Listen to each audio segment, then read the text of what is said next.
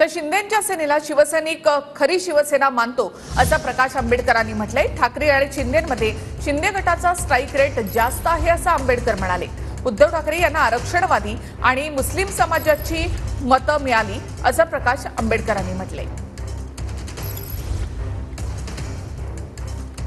यांच्यामधला strike rate आपण तर डबल आहे एकनाथ शिंदेचा।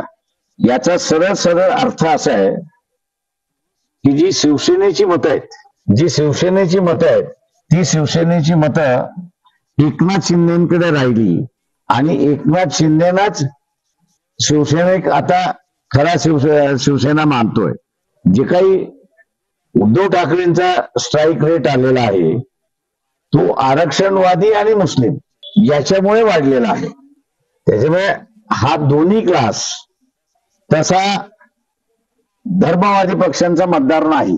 ते विद्वान आहेत पण त्यांची प्रज्ञा नेहमी राजकीय आणि सामाजिक दृष्ट्या हरवलेली असते आणि ती अशीच हरवते म्हणून त्यांचं कायमचे वंचित राजकारणात राहिले। ते दुसऱ्याच्या पायात खोडा घालणं एवढंच त्यांचं काम आहे।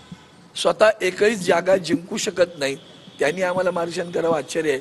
कदाचित अजूनही त्यांचे डोळे उघडले तर त्यांना कळेल महाराष्ट्राच्या विकासासाठी हातात हात देऊन पुढे जाणं, क्षणभर थोडं मागे राहणं, अट्टहास न करणं, त्याग करणं आणि महाराष्ट्राचा विकास साधणं ही मूलभूत तत्त्व त्यांनी स्वीकारली तर खूप काही महाराष्ट्रात अजून घडू शकतं।